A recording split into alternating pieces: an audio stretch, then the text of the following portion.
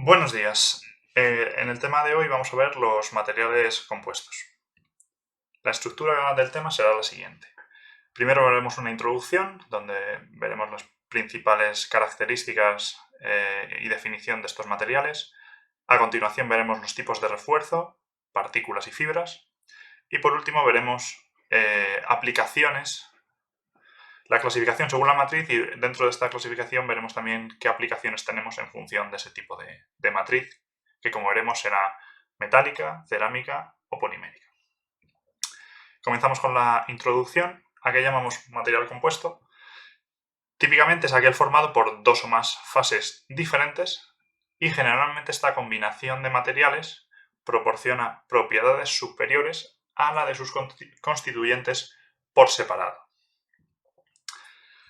Como vemos en la figura de la derecha, los materiales compuestos, aquí llamados composites o composites, se han utilizado a lo largo de la historia. Desde la antigüedad se han venido utilizando. Antiguamente, o el composite quizá más conocido de la antigüedad sea el adobe, en el que se mezcla un material vegetal, un material natural, con barro, simplemente, hasta el resurgimiento a lo largo de la segunda mitad del siglo XX de los materiales compuestos sintéticos. Los más conocidos quizá, los polímeros reforzados, normalmente con fibras. Y son en estos materiales sintéticos en los que centraremos el tema de hoy, la explicación de este tema. Un material compuesto sintético normalmente está formado solamente por dos fases. Una de ellas es la fase primaria, a la que llamaremos matriz, y es la que se encarga de aglutinar y proteger las fases. Es esta masa rosácea que tenemos aquí a la izquierda. Y una fase secundaria, a la que llamaremos refuerzo, que es la que le aportará generalmente el incremento de propiedades normalmente mecánicas. Pero bueno, también podemos tener otras mejoras en otras propiedades, como protección, aislamiento térmico, o proporcionarle conductividad térmica, eléctrica. Entonces la combinación de ambas nos da este material compuesto.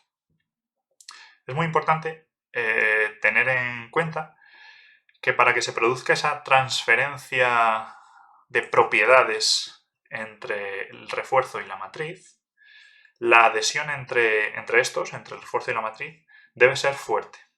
Esta adhesión depende de lo que se llama la intercara, que podríamos denominarla como la tercera fase entre estas dos, y que aquí hemos representado de esta forma. Tendríamos un refuerzo, que son podrían ser fibras o podrían ser partículas azules dentro de esta matriz amarilla, y la intercara es esa unión entre el refuerzo y la matriz. Si esta intercara es débil, es muy débil, no será efectivo el efecto del refuerzo en la matriz.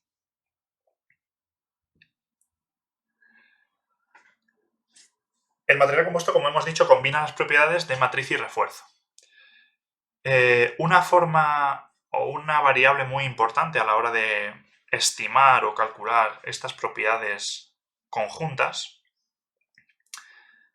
se basa en la cuantificación de refuerzo que tenemos en el material, es decir, cuánto volumen de refuerzo respecto al volumen total.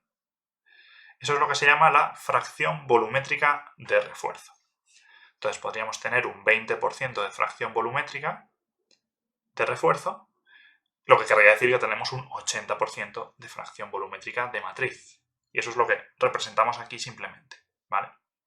Las V mayúsculas son los volúmenes totales y las V minúsculas son las fracciones volumétricas, es decir, los porcentajes, ¿vale? Y como decíamos, la suma de los porcentajes es el 100%. Para calcular estas propiedades, algunas de ellas al menos, las propiedades más sencillas sobre todo, se utiliza la regla de las mezclas. Por ejemplo, esta regla de las mezclas se utiliza para calcular la densidad o el coste, porque son proporcionales al volumen. simplemente. Entonces aquí, por ejemplo, podríamos poner la densidad de nuestro material compuesto es proporcional a la densidad de la matriz por la fracción volumétrica de la matriz más la densidad de la fibra por la fracción volumétrica de la fibra, que es lo que tenemos aquí debajo. En este caso es para calcular la densidad, pero podría usarse, por ejemplo, para calcular el coste en material u otras propiedades que sean proporcionales al volumen de cada uno. Como veremos más adelante en un pequeño ejemplo que he dejado para el final. Bueno, con esto llegamos a ¿qué variedades de materiales compuestos podemos tener? Pues casi cualquier tipo de material en el que se combine una matriz de los tipos de materiales que hemos visto, fundamentalmente son metales, cerámicos o polímeros, y un refuerzo también de esos 3 tipos de materiales. Entonces, dentro de esta tabla tenemos las posibles combinaciones que encontramos o que podríamos tener. Una matriz metálica con un refuerzo metálico, por ejemplo, lo podemos ver en piezas fabricadas por pulvimetalurgia o infiltradas después. Una matriz metálica con un refuerzo cerámico, los más comunes son los cermets, de ahí su nombre, el refuerzo cerámico y la matriz metálica. Aunque también los vemos aquí porque a veces se confunde qué es matriz y qué es refuerzo. Pero bueno, son los mismos materiales, por eso los he puesto aquí en negrita, pero aquí no. Los cerámicos reforzados con cerámicos, también encontramos, con óxidos de aluminio, por ejemplo, aquí tenemos alúmina, o con carburos, o incluso carbono. Y quizá los más extendidos, y los que más nos podrán sonar o conoceremos, que son los que son de matriz polimérica, reforzados con metal, cerámico y polímero. Normalmente reforzado con fibras cerámicas, como el vidrio y el carbono, o poliméricas, como la aramida, o Kevlar, que es uno de sus nombres comerciales, polipropileno, poliamida, polietileno, etcétera, etcétera. Estos de aquí son quizá los más populares.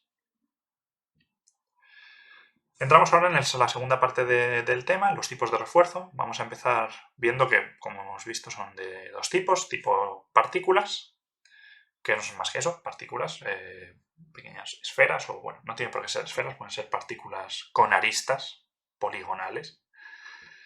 Y tipo fibras, ¿vale? Entonces, comenzando con las partículas, este tipo de refuerzo presenta una gran variedad de tamaños. Tenemos partículas desde las micras, es decir, una milésima de milímetro en ese orden de magnitud, hasta partículas de algunos milímetros, pocos milímetros, un par de milímetros, algo así, que ya serían partículas relativamente grandes. Es importante aquí destacar que los materiales compuestos que se refuerzan con partículas son isótropos. En general van a ser isótropos. Es decir, no importa en qué dirección miremos sus propiedades, que no van a cambiar. Es decir, la rigidez longitudinal o la rigidez transversal van a ser la misma. Si tiramos en una dirección o si tiramos en una dirección perpendicular a ella, es la misma. ¿Vale? Eso quiere decir isotropía. Algún ejemplo de material compuesto reforzado con partículas son los carburos cementados, que consisten en una matriz metálica reforzada con partículas cerámicas. Esos cermets que veíamos antes, pues los carburos cementados son un cermet. Y aquí en la imagen de la izquierda vemos que las partículas de carburo de wolframio o carburo de tungsteno están ocupando la mayor parte del material. Hay una fracción volumétrica de refuerzo muy, muy alta. El cobalto es esto que se ve aquí entre medias de las partículas, que sería el metal. Y bueno, cobalto, carburo de wolframio, si recordáis del tema de metales y del tema de cerámicos, pues básicamente este material compuesto va a tener una resistencia muy alta, sobre todo a altas temperaturas. Va a tener una resistencia alta y resistencia alta a alta temperatura, a elevada temperatura y gran dureza. ¿Dónde se va a utilizar? Pues generalmente en aplicaciones que aprovechen esa propiedad de la elevada dureza. Por ejemplo, en herramientas de corte, en filos. Vamos a reforzar el filo de la herramienta. Por ejemplo, esto parece una sección de un disco de corte. Entonces vamos a reforzar el filo con estas partículas, con este material compuesto, para que soporte mayor tiempo, para que podamos utilizar esta herramienta durante más tiempo sin que se desgaste o tomando mucho más tiempo en desgastarse. Dentro de las partículas también se encuentran otro tipo de partículas que suelen tener una forma tipo disco, una forma aplastada, aquí, como vemos aquí, que son las hojuelas. También los tamaños oscilan entre micras y milímetros. Por ejemplo, la imagen de la izquierda deben tener del orden de milímetros. Estas hojuelas de mica, que es un cerámico. Y estas de la derecha tienen del orden de micras. Son imágenes tomadas en el microscopio. Y son de talco, que también es un cerámico. Muy blandito, pero también es un cerámico. Y estas hojuelas pueden utilizarse para añadir rigidez y resistencia a polímeros que van a ser moldeados, ¿vale? En algunos polímeros también se utilizan como relleno, simplemente para que no todo el volumen de la pieza sea del polímero puro, sino que como a lo mejor es una pieza que no va a soportar unos esfuerzos o no requiere unas prestaciones demasiado buenas, pues se sustituye parte de ese polímero por estas hojuelas, por un relleno.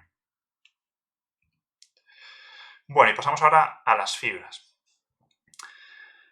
Los refuerzos en forma de fibra pues son simplemente eso, son filamentos, normalmente de sección más o menos circular, aunque puede haber otras formas. Y el diámetro de estas también varía. Podemos tener fibras de entre 5 y 10 micras, como algunas fibras de carbono, hasta filamentos de acero de medio milímetro o incluso más mayores de 1 milímetro. Estas fibras, este tipo de refuerzo, lo que ofrece son propiedades muy, muy altas. Entonces se utilizan mucho en aplicaciones estructurales. ¿De dónde obtenemos esas propiedades altas, esa mejora de propiedades? Pues de que las fibras, cuanto más pequeñas son, cuanto menor es su diámetro, mejor dicho, no en longitud, sino en diámetro, ¿vale? Cuanto menor es su diámetro, menor número de defectos presentan, lo que va a suponer que la resistencia que tengamos sea más alta, porque tenemos menos puntos débiles, y mayor va a ser su alineamiento, el alineamiento de los constituyentes. Por ejemplo, si nos acordamos de los polímeros, que estaban formados por cadenas de monómeros, al fin y al cabo, cadenas de material. Una fibra de polímero, cuanto menor diámetro tenga, mejor alineadas van a estar esas cadenas con la fibra en sí. Y ese alineamiento lo que va a hacer es aumentar la rigidez. Entonces, por un lado vamos a tener aumento de resistencia y por otro aumento de rigidez simplemente con producir fibras de menor diámetro. Esto es muy, muy importante. Y algunas de las fibras más populares o más conocidas que podemos ver o que algunas nos sonarán, pues tenemos desde la fibra de carbono, con esta imagen tan famosa que compara el tamaño de una fibra de carbono con el de un cabello humano. Creo que es humano. En segundo lugar, por ejemplo, aquí tenemos fibras de vidrio, con ese aspecto blanco. Estas fibras amarillentas, ¿qué pueden ser? Son fibras de aramida, esto es Kevlar, ¿vale? El Kevlar suele tener este aspecto amarillento. Y luego tenemos fibras cerámicas que pueden ser, por ejemplo, de alúmina. Se utilizan a veces como aislamiento. Y por último, estas quizá no entren tanto en esta categoría de fibras tan delgadas, de tan pequeño diámetro. Pero bueno, tenemos fibras o filamentos de acero. Estos filamentos, esta especie de grapas largas, además son bastante largas, pueden tener 5 centímetros, pueden andar por ahí 3, 4, 5, 6 centímetros. son filamentos de acero y se utilizan en el refuerzo de hormigón, ¿vale? Bueno, ¿en qué formato podemos encontrar las fibras? Podemos encontrarlo en dos formatos, fundamentalmente. En fibras de forma continua y discontinua. Vamos a empezar viendo las fibras en forma continua, o también llamadas fibras largas. La ventaja que ofrecen respecto al formato de fibra discontinua es que son capaces de soportar mayores esfuerzos, mucho mayores esfuerzos, al ser largas, ¿vale? Esa interfaz, esa intercala que veíamos al principio entre la matriz y el refuerzo, cuanto más largas son las fibras, mejor va a ser la transferencia de carga entre las fibras y la matriz. Entonces, dentro de las fibras continuas encontramos tres formatos en los que podemos encontrarlas. El primero son los refuerzos unidireccionales. Reforzado con fibra unidireccional. ¿Dónde veremos esto? En el refuerzo de láminas en una sola dirección. Es decir, todas las fibras son paralelas. Todas las fibras están orientadas en la misma dirección. Van todas una junto a otra. ¿Qué es lo que...? Por ejemplo, esta imagen es de una bobina, de un rollo de preimpregnado de fibra de carbono unidireccional. Eso quiere decir que tenemos fibra de carbono embebida, ya rodeada de matriz polimérica, de una resina, pero que está en estado sólido. Y aún así podemos manipularlo y curarlo más adelante para tener nuestras piezas finales. ¿Qué es lo que ocurre cuando ponemos todas las fibras orientadas en la misma dirección? Que vamos a tener una anisotropía muy grande, probablemente de las anisotropías más marcadas que podemos encontrar. Porque en la dirección de las fibras el material va a ser muy, muy, muy rígido y resistente, por ejemplo, mientras que en la dirección transversal podríamos romperlo nosotros mismos con la mano. Este tipo de material. Cosa que en la dirección longitudinal es impensable. Entonces, tenemos una gran anisotropía en este tipo de refuerzos, cuando tenemos láminas unidireccionales. Y suelen ser láminas, ¿vale? No tenemos un volumen con este tipo de refuerzo. Otro tipo de refuerzo con fibra larga son los tejidos. Y no es más que eso, es tomar las fibras y tejer con ellas una malla. Hay diferentes configuraciones, por supuesto. Y en este caso, ¿qué es lo que tenemos? Por ejemplo, en este ejemplo tenemos fibras, tenemos mazos de fibras que van en la dirección longitudinal, vamos a decir la dirección horizontal, de izquierda a derecha, y otros que van de arriba a abajo. Esto se conoce como ortotropía, es decir, tenemos dos direcciones que son las que mandan. Y además son ortogonales, son perpendiculares la una a la otra.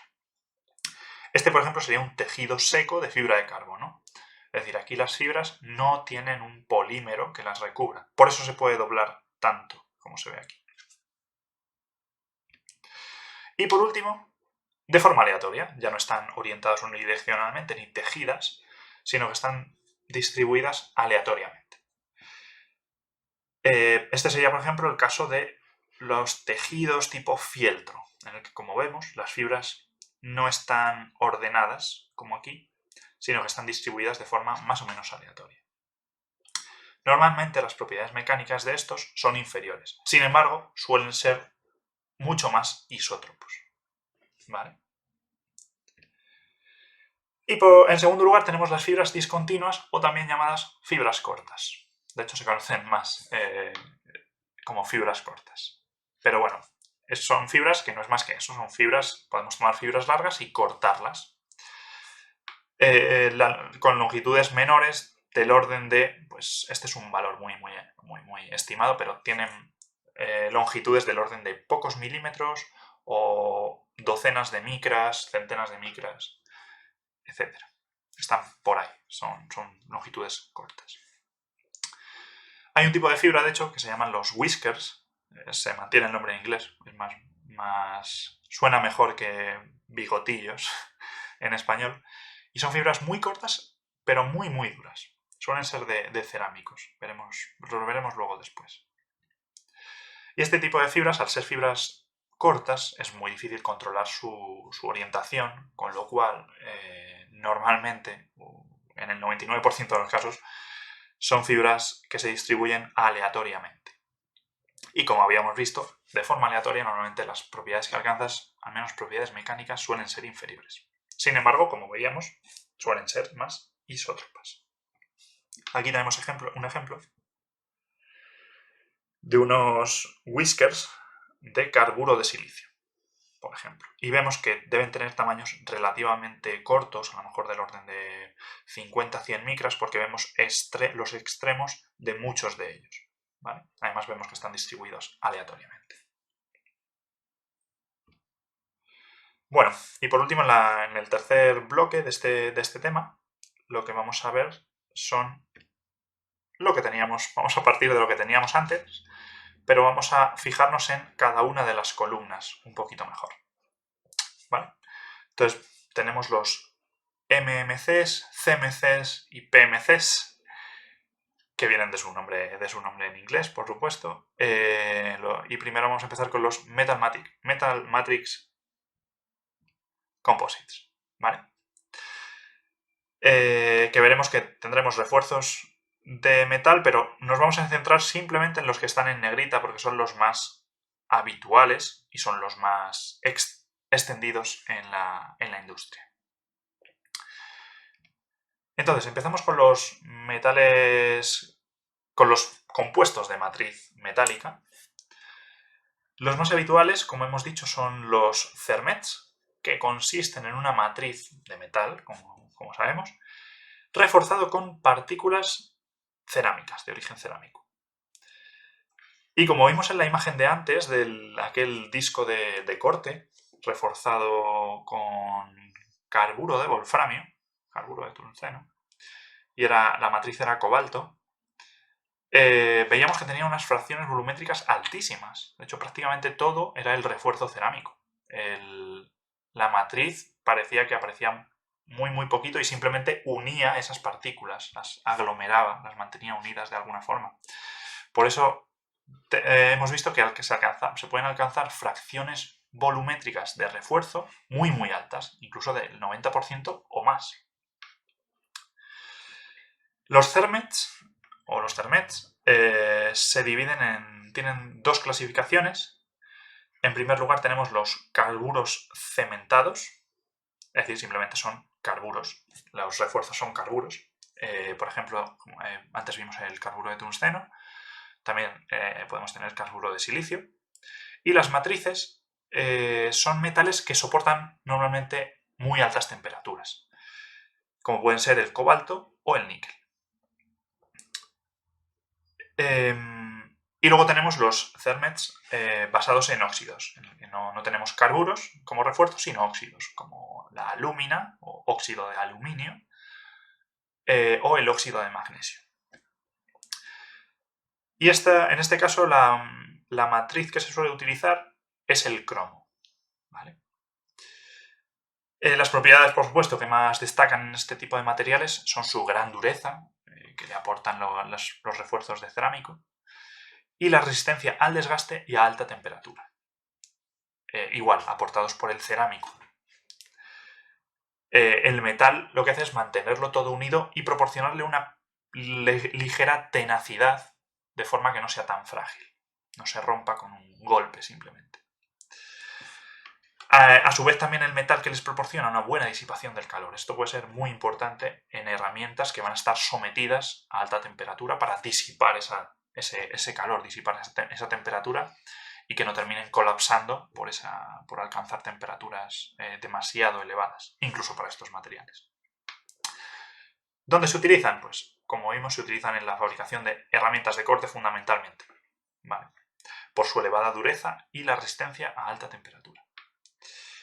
Esto que tenemos aquí a la izquierda, no sé si os sonará, pero son plaquitas de corte, es decir, estos filos de aquí cortan mucho, están muy afilados y se utilizan para mecanizar, para cortar otros materiales, típicamente pues, otros metales, para fabricar piezas, algo así.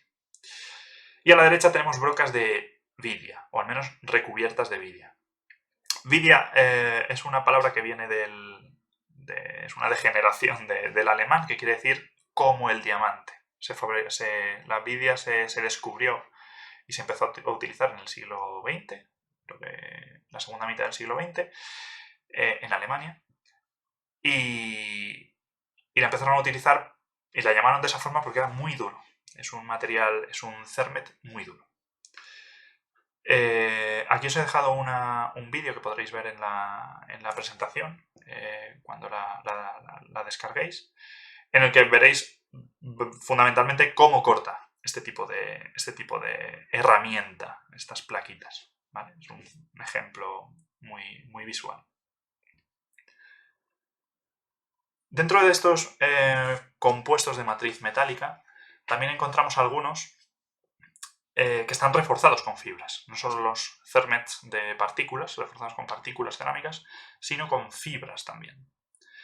Estas fibras suelen utilizarse para reforzar metales ligeros.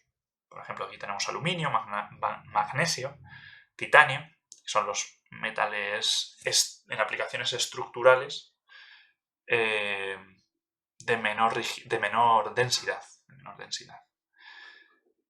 Y se refuerzan con fibras normalmente de origen cerámico. ¿De qué materiales? Pues de los que hemos visto anteriormente: alúmina, carburo de silicio o incluso fibras de carbono.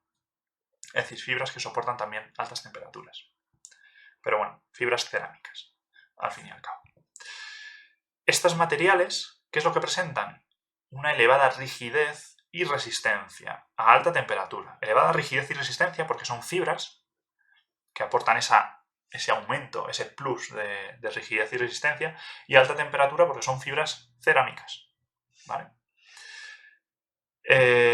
A su vez, pueden disipar el calor con facilidad gracias a la matriz metálica y también presentan una conductividad eléctrica gracias de nuevo a esa matriz metálica.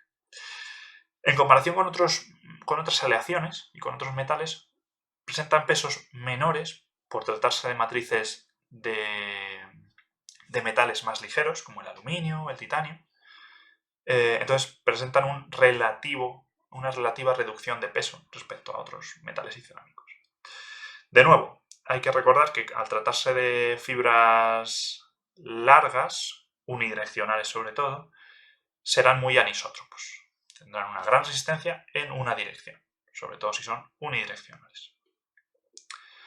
Entonces, por la resistencia a esas altas temperaturas y la resistencia y rigideces superiores, estos materiales, este tipo de matriz metálica reforzada con fibras, se utiliza en aplicaciones como la maquinaria de turbinas, donde tenemos unas elevadas temperaturas, y no solo eso, sino que tenemos una alta solicitación mecánica. Las turbinas giran a muchos miles de revoluciones por minuto y trabajan a temperaturas por encima de los 1000-1500 grados centígrados. Entonces ahí necesitamos resistencias altas y resistencias que se mantengan a alta temperatura también.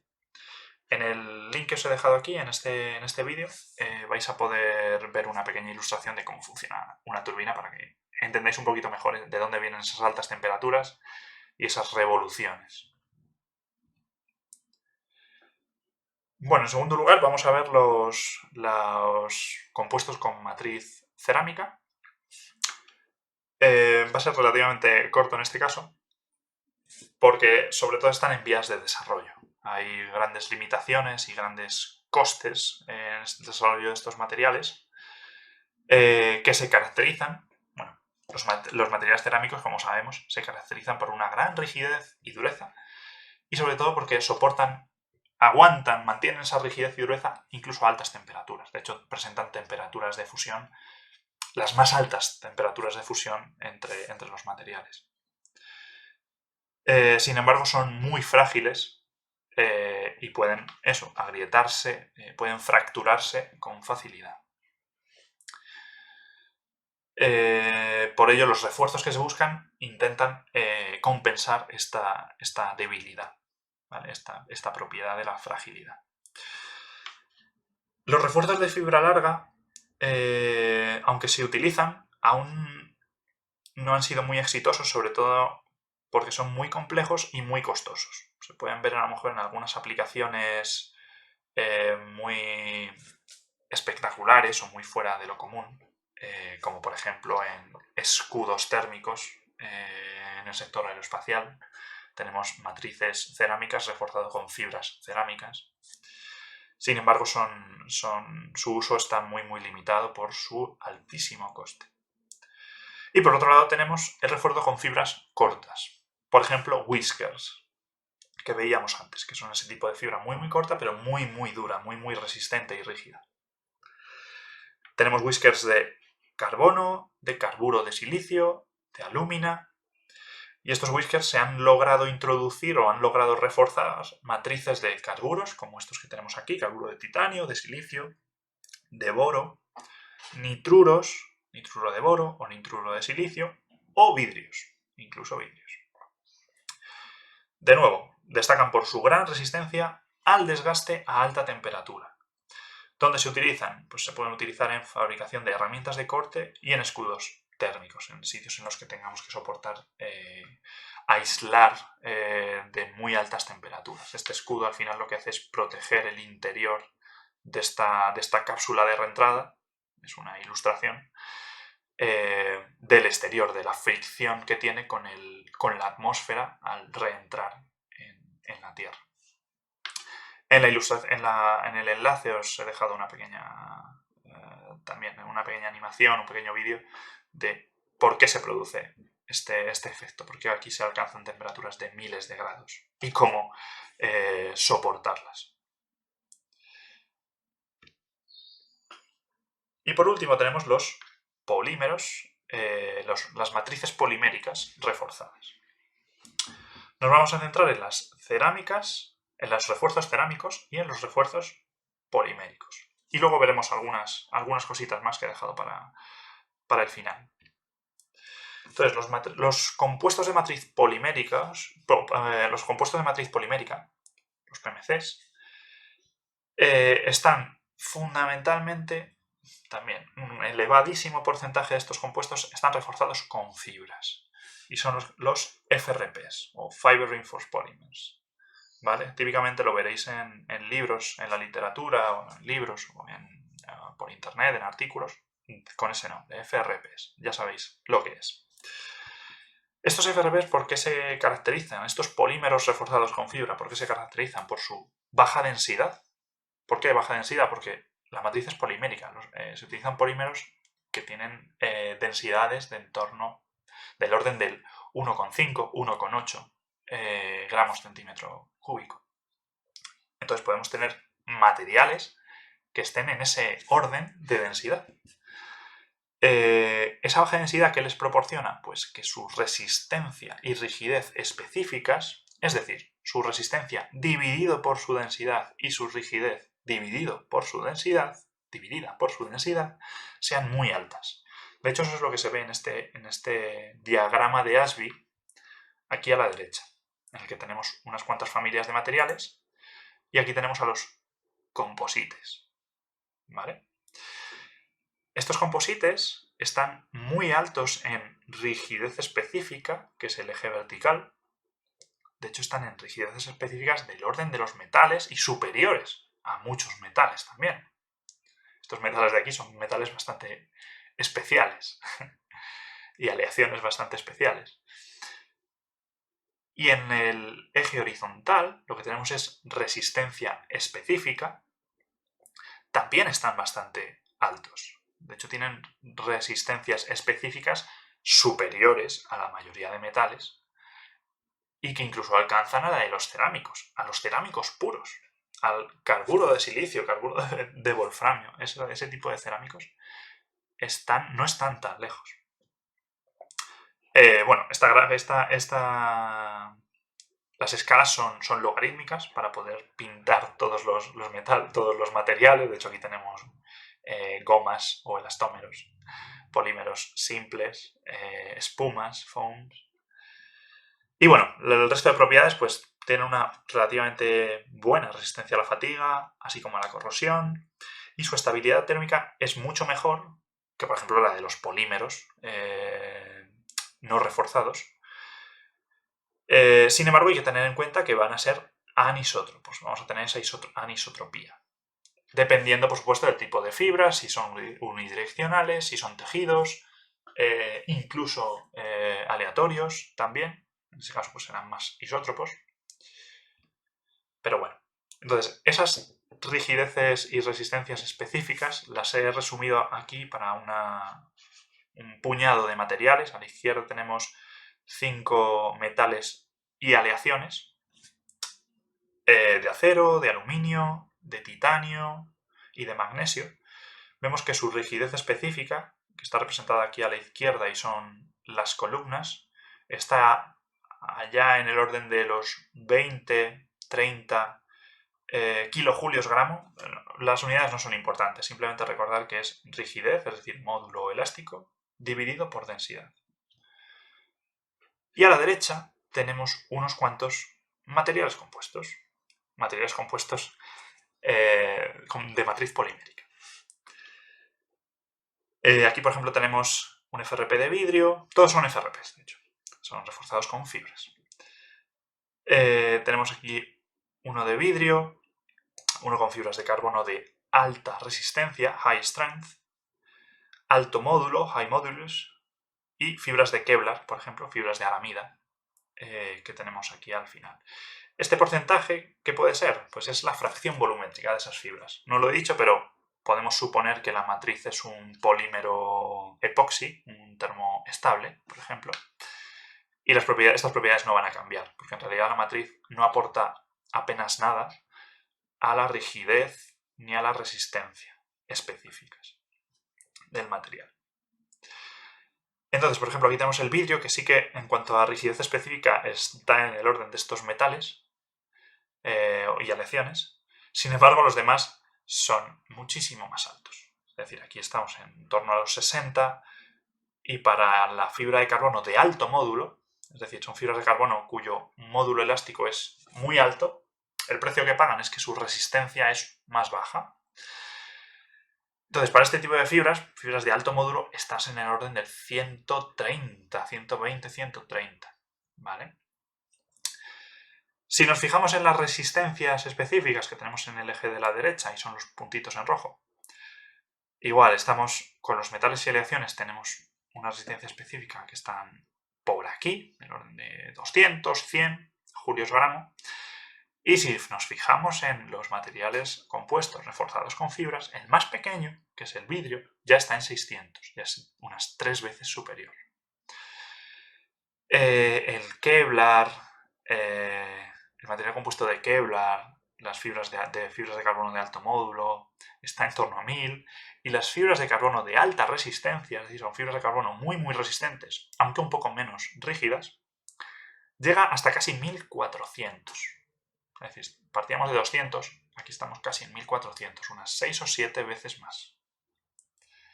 De ahí su uso, de ahí su popularidad en sectores donde la densidad, donde el peso es una variable que prima muchísimo. No he incluido el coste, pero por supuesto los costes de estos materiales son superiores a estos. Aunque bueno, tenemos aleaciones que son también relativamente caras, relativamente costosas, como las aleaciones de titanio o aluminio o algunas aleaciones de magnesio.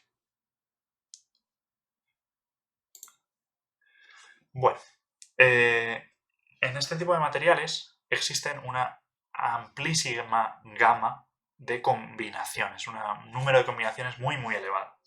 Desde el tipo de matriz polimérica, estamos en materiales poliméricos, matrices poliméricas, que pueden ser fundamentalmente termoestables o termoplásticos.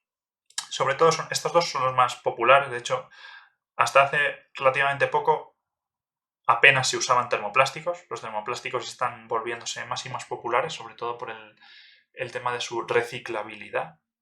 Los materiales compuestos con polímero termoestable, como epoxis, son han sido y son muy populares en el sector aeronáutico o en los sectores, en algunos sectores que veremos un poco más tarde. tenían prácticamente el monopolio. Hasta hace relativamente poco, pues los termoplásticos no se han utilizado demasiado. Ahora resultan interesantes por el tema, como he dicho, del reciclaje, de la reciclabilidad. Poder separar las fibras y la matriz una vez que ese componente, esa pieza, esa estructura está obsoleta o ha terminado su vida útil. También podemos modificar o podemos seleccionar el tipo de refuerzo. Estoy hablando del tipo, es decir, fibras cortas, fibras largas unidireccionales o fibras largas en forma de tejido. Dentro de las fibras largas en forma de tejido tenemos también multitud de configuraciones diferentes, de tejidos diferentes. Y por último, el tipo de refuerzo, el tipo de material, el material del refuerzo, mejor dicho, en el que distinguimos dos grandes familias, que son las fibras de origen cerámico y las fibras de origen polimérico. Podríamos tener también fibras metálicas, pero en ese caso estaríamos perdiendo probablemente esa ventaja que ofrece de la baja densidad. Meter fibras metálicas aumentaría la densidad del compuesto. Las más conocidas, probablemente, pues el carbono y el vidrio. También hay fibras de boro para aplicaciones un poco más exclusivas. O incluso fibras de basalto, pues otro cerámico.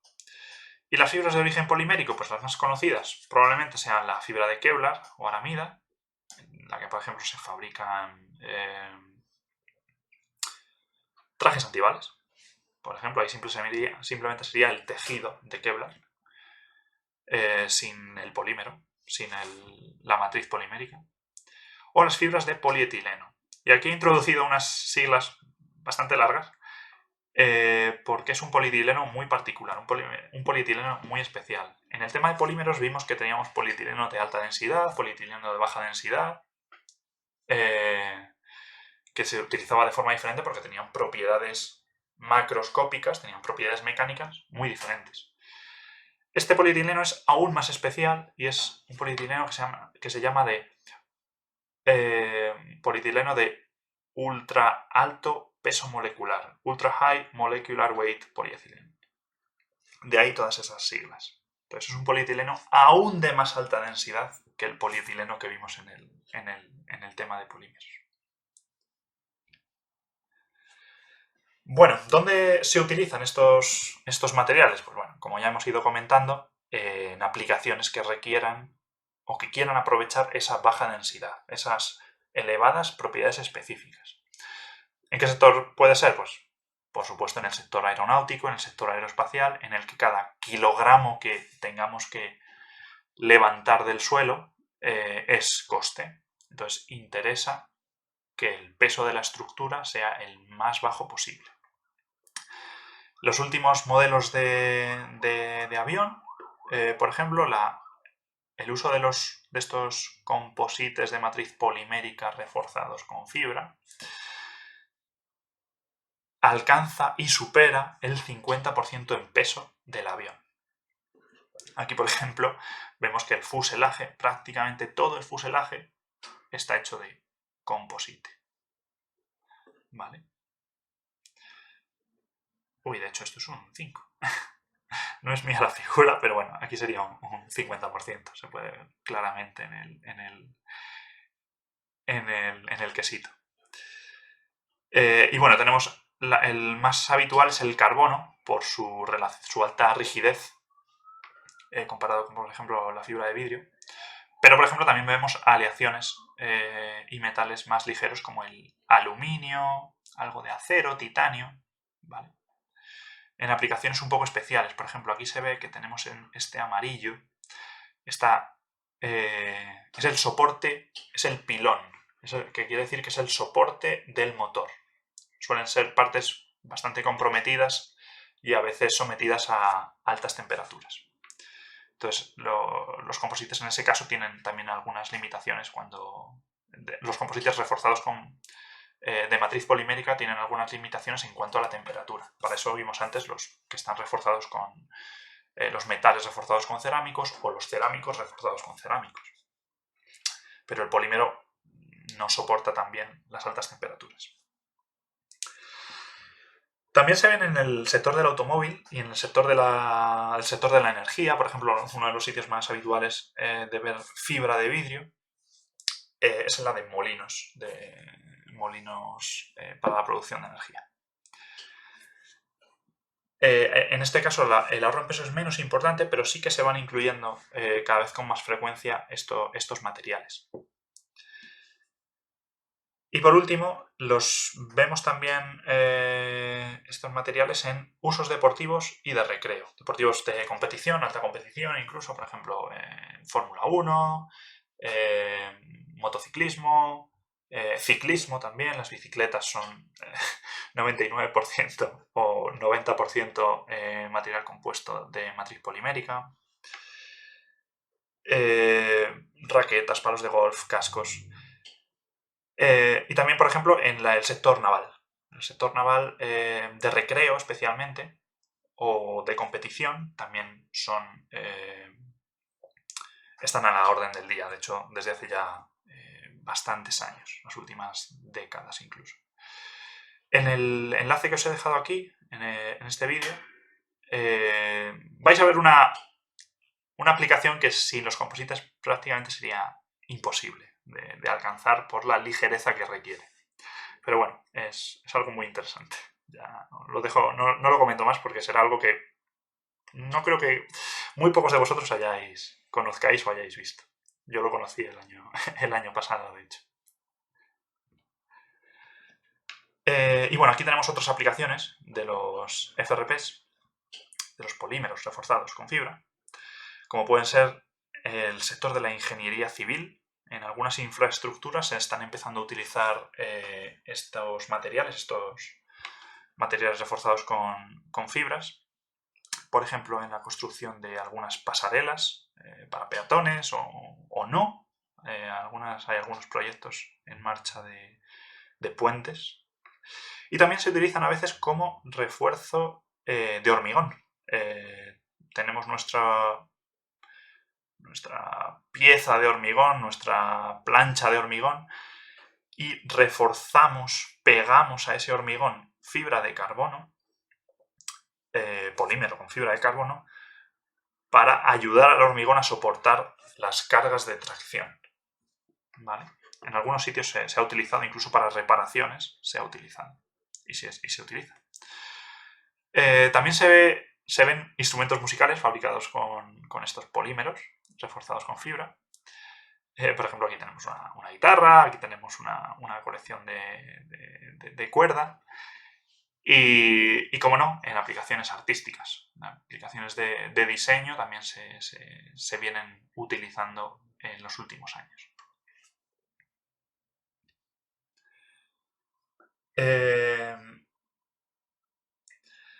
Hay un pequeño problema. Y aquí quiero cambiar un poco de tercio, porque estamos hablando de que tienen unas rigideces muy, muy altas y unas resistencias muy altas. Sin embargo, habíamos comentado el tema de la anisotropía. Entonces vamos a calcular en un ejemplo, cómo es la rigidez en la dirección de las fibras, que como he comentado antes es la dirección que nos interesa, es la dirección en la que tenemos esa elevadísima rigidez, y en la dirección transversal, en la que también hemos comentado que la rigidez se reduce, pues eso, drásticamente, cae de una forma brutal. Entonces, en el siguiente ejemplo vamos a calcular eso. Supongamos que tenemos un problema como el siguiente. Queremos calcular la rigidez longitudinal y transversal de una lámina unidireccional de epoxi, es decir, de un polímero reforzado con fibra de vidrio. Y los datos que tenemos son el módulo elástico de la fibra de vidrio, el módulo elástico de la matriz, de aquí la M y la F, la fracción volumétrica de la fibra, es decir, cuánta fibra tenemos en esta lámina, que es un 40%, con lo cual la fracción volumétrica de matriz es el 60%. Y con estos datos nos piden calcular las rigideces longitudinal, es decir, la rigidez en la dirección de las fibras, aquí están en horizontal, y también la rigidez en la dirección transversal, ¿vale? Es un ejercicio nuevo, ¿vale? Entonces no tenéis por qué saber cómo se resuelve. Yo lo explico aquí porque es importante saberlo, al menos este caso, ¿vale? Un caso muy sencillo. Para calcular el módulo elástico longitudinal, es decir, el E sub L, lo vamos a llamar sub L, para referirnos a la dirección longitudinal, podemos utilizar la regla de las mezclas. ¿Cuándo podemos utilizar la regla de las mezclas? Cuando sea unidireccional, ¿vale? Esto es muy importante. La rigidez longitudinal, cuando todas las fibras van en esa dirección, podemos utilizar la regla de las mezclas. Y simplemente pues resulta de sumar la contribución a la rigidez que nos dan las fibras, es decir, el módulo de la fibra por la fracción volumétrica de la fibra, más la parte de la matriz, que son 2 gigapascales, el módulo de la matriz que veíamos aquí, y su fracción volumétrica, que es el 60%. Con lo cual, tenemos un módulo elástico en la dirección longitudinal de 31,2 gigapascales. ¿Vale? No es muy alto, pero es fibra de vidrio y la fracción volumétrica es relativamente baja. Sin embargo, ¿cómo calculamos el módulo elástico transversal? Pues esto es nuevo, no lo he contado todavía, pero hay una regla de las mezclas inversa y funciona de la siguiente forma. El inverso, y se puede utilizar, y de hecho se utiliza para estimar el módulo elástico transversal en una lámina unidireccional, pero en la dirección transversal a las fibras, ¿vale?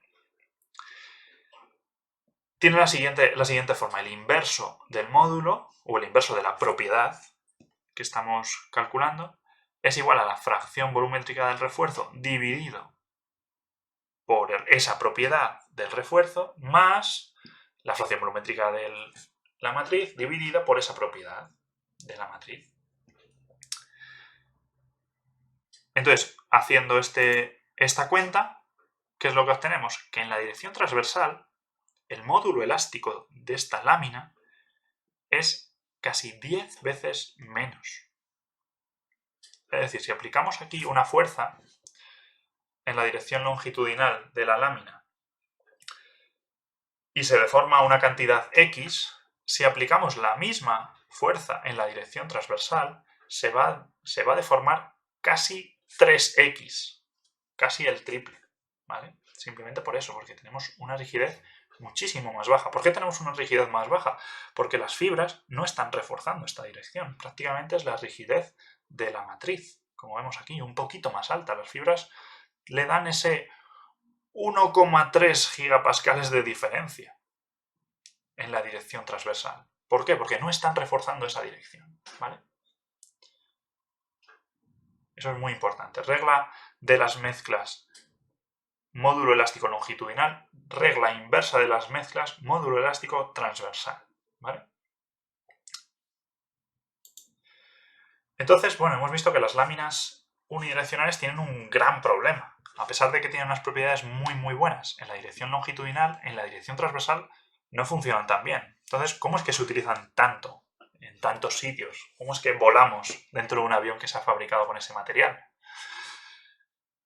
Pues lo que se hace es, nosotros tenemos nuestra lámina unidireccional anisótropa, es decir, muy rígida longitudinalmente, pero muy poquito rígida y muy poquito resistente transversalmente. Lo que se hace es que se apilan láminas con diferentes orientaciones de las fibras. De hecho, vemos aquí que la lámina de abajo está en la dirección horizontal, podríamos decir que está a 0 grados, esta a lo mejor está a 45 grados, esta puede que esté a menos 45 grados y esta a 90 grados.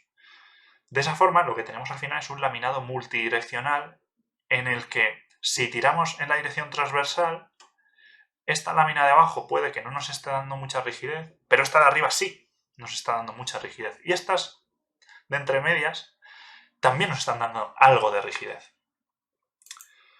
Según qué láminas orientemos y cómo sean las direcciones de las fibras de estas láminas, tendremos una rigidez en cada dirección diferente. Podremos personalizar, podremos diseñar nuestro laminado en función de esas orientaciones y soportar cargas en una dirección X, la que sea. Aquí he puesto algo que es laminado multidireccional, por ejemplo, cuasisótropo. ¿Qué quiere decir? Pues si la rigidez del laminado es aproximadamente la misma o la misma en todas las direcciones, se dice que es cuasi-isótropo. No le llegamos a llamar laminado isótropo, pero sí cuasi-isótropo. Es decir, no importa en qué dirección apliquemos una carga, en qué dirección estiremos este laminado, siempre veremos la misma rigidez. Y lo último que quería comentar aquí, aprovechar antes de finalizar el tema, son las estructuras tipo sándwich. Hemos visto ahora que a partir de una lámina podemos obtener un laminado, muy importante esta palabra, ¿vale? Laminado. Y ahora vamos a ver qué quiere decir esto de sándwiches. Pues un sándwich... ¿De qué consta una estructura sándwich? Voy a empezar diciendo lo que es y luego voy a contar para qué se utiliza. O dónde nos puede interesar tener este tipo de estructura. Pues las estructuras tipo sándwich simplemente consta de dos pieles, por eso es un sándwich, dos pieles, es decir, una parte por arriba, una lámina o un laminado por arriba y otro por abajo, y en el centro un núcleo. Aquí los he separado, pero estarían unidos, estarían pegados el uno al otro. Si no están pegados, no funciona. Eso es muy importante. Tienen que estar perfectamente unidos. Y estas estructuras se utilizan para proporcionar altas rigideces a flexión, sin aumentar el peso, apenas nada, porque lo que se hace es introducir este núcleo, que está hecho de un material ligero. Tenemos núcleos de espumas, por ejemplo, espuma de poliestireno, espuma de poliuretano, sobre todo de espumas, son los más habituales de ver. Incluso en algunos sectores más exigentes tenemos espumas de aluminio, por ejemplo, que son bastante curiosos de ver. Bueno, ¿qué es esto de la rigidez a flexión? Pues imaginemos que tenemos aquí nuestro laminado, o tenemos aquí, por ejemplo, dos láminas. Vamos a simplificarlo más aún. Tenemos aquí dos láminas unidireccionales, ¿vale? Y esas dos láminas, el espesor que tienen es 2H, ¿vale? El espesor de una lámina es H, pues el espesor es 2H. Y tenemos láminas aquí de fibra de carbono. Entonces, estamos sujetando el lado izquierdo, lo estamos agarrando bien, que no se mueva, y aplicamos una fuerza en el otro extremo. Entonces esto se va a deformar, ¿vale? Va a bajar. Y podemos decir que esta estructura para nosotros tiene una rigidez a flexión. Esta B viene de flexión en inglés, es bending, pero bueno, tiene una rigidez a flexión que es la unidad, por ejemplo, por ser nuestra referencia. ¿Vale? Tendría por supuesto unas unidades, pero aquí simplemente voy a quedarme con un valor unitario. Si entre esas dos láminas ponemos un núcleo ligero, una espuma, es decir, una espuma que la rigidez en sí misma, la rigidez de la propia espuma es nula, es prácticamente despreciable respecto a las láminas de carbono, ¿vale?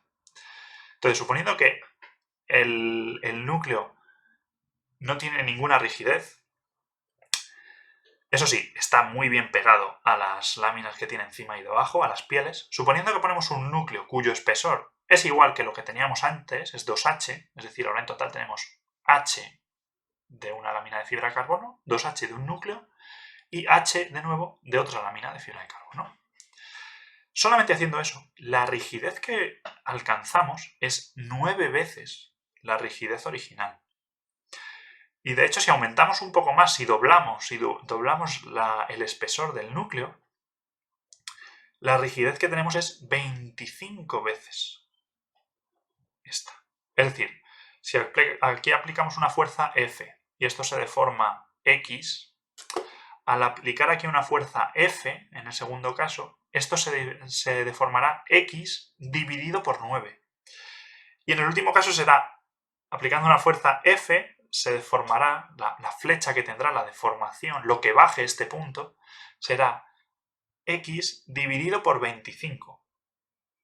¿Vale? Eso es lo que quiere decir que la rigidez sea 9 o 25 veces mayor. Entonces, esas estructuras se utilizan donde queramos aumentar la rigidez a flexión. ¿Vale? Requiere más volumen, pero no requiere apenas más peso. Y también se utiliza muchísimo. Se utilizan mucho. Porque con un pequeño coste, con un coste muy pequeño y un incremento de peso casi despreciable, conseguimos aumentos de rigideces muy grandes. Y bueno, con esto concluye el tema. He dejado por aquí una lista de algunos acrónimos y abreviaturas por si alguno se siente un poco más perdido en algún momento. Y con eso concluye el tema de hoy. Buenos días. Que tengáis buen día.